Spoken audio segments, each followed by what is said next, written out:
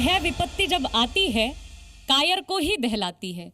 शूरमा नहीं विचलित होते, क्षण एक नहीं धीरज खोते, विघ्नों को गले लगाते हैं, कांटों में राह बनाते हैं।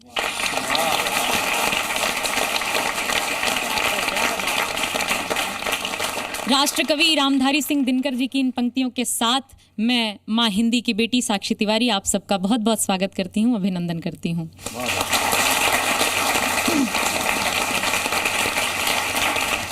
देश के सबसे बड़े स्वदेशी न्यूज़ चैनल जी न्यूज़ के इस खास कार्यक्रम कवियुद्ध में आप सबका बहुत बहुत स्वागत है, अभिनंदन है। हम कई मुद्दों पर चर्चा करने के लिए यहाँ उपस्थित हैं। उन मुद्दों पर जैसे कि अमेरिका जो हमारा ख़ास दोस्त है, उसने हम पर भारी टैरिफ लगाया है। आज हम देश दुनिया की चर्चाएं करने के लिए यहाँ उपस्थित हैं। हमारे ख़ास दोस्त अमेरिका ने हमें टैरिफ का तोहफ़ा दिया है, तो दूजी ओर हमने ऑपरेशन सिंदूर के ज़रिए अपने दुश्मनों को तहस नहस कर दिया है। एक तरफ हम आत्मनिर्भरता की तरफ बढ़ते हैं और दूजी ओर देश में वोट चोरी का शोर है। इन्हीं सब चर्चाओं को करने के लिए, इन पर बात करने के लिए और राष्ट्र विरोधी शक्तियों पर काव्यतीर चलाने के लिए हमारे मध्य 4 धनुर्धर कवियों की उपस्थिति है। एक बार जोरदार तालियां उनके लिए बजाएं।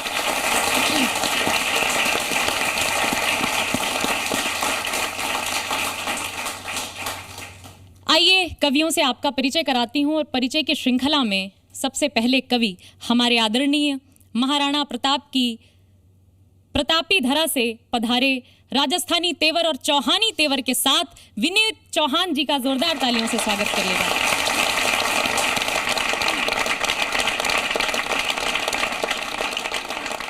हमारे अगले कवि नाथ परंपरा के केंद्र गोरखनाथ धाम से हैं, गोरखपुर से हैं।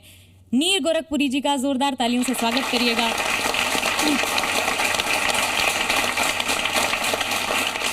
नीर गोरखपुरी जी मीम्स और रील्स के माध्यम से, ट्रेंडिंग डायलॉग्स के माध्यम से, कविताओं में ढालकर, पैरोडियों में ढालकर आपके मध्य उपस्थित हैं। एक बार पुनः उनके लिए जोरदार तालियां बजाएं।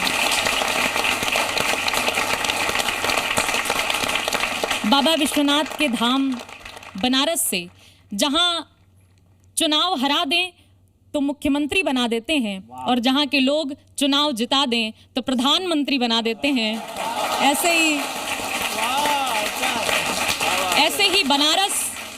बनारस की गलियों के मस्तमौला अंदाज के साथ विनोद पांडे जी हमारे मध्य उपस्थित हैं।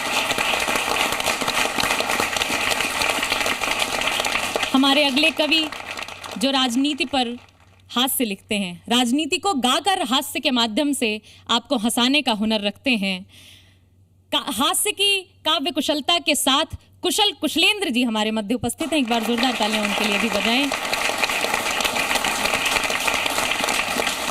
आइए कार्यक्रम की तरफ बढ़ते हैं और मैं चाहती हूं कि पहली चर्चा हम कुशल से ही कर लें।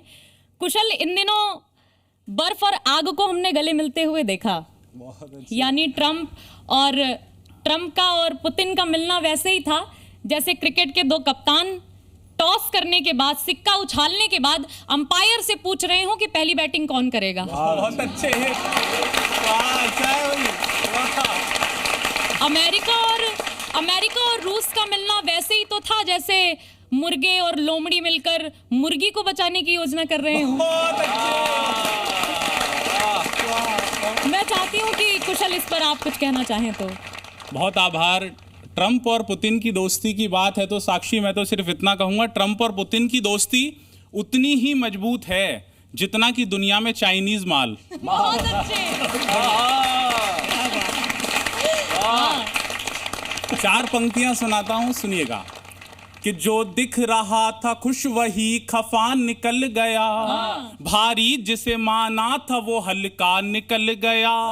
टैरिफ के बाद मोदी जी ये सोच रहे हैं, सोनम की तरह ट्रंप बेवफा निकल गया।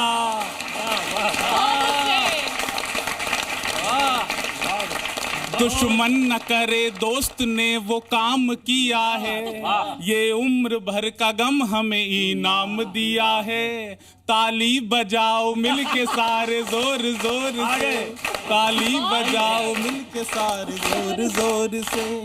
आसान की जगह इन्हें मुश्किल थमा दिया, आसान की जगह इन्हें मुश्किल थमा दिया, जो जानते नहीं थे वो स्किल थमा दिया। क्या बात है, क्या किया ट्रंप ने? हाँ देखो, अलास्का की मीटिंग में एक बात तो तय हो गई कि बिल्ली कमरे में तभी तक शेर रहती है जब तक कमरे में असली शेर नहीं आता। अच्छा, वाह, बहुत बढ़िया। बहुत बढ़िया, बढ़िया, बहुत बढ़िया। कि आसान की जगह इन्हें मुश्किल थमा दिया, जो जानते नहीं थे वो स्किल थमा दिया।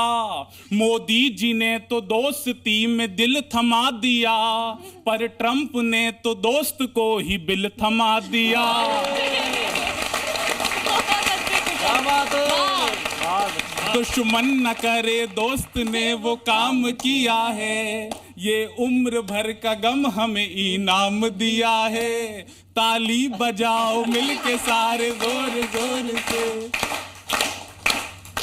अच्छा, ट्रंप से अमेरिकन मीडिया ने पूछा, बोले आपकी 3 बीवियां हैं, आप किसको ज्यादा प्यार करते हैं?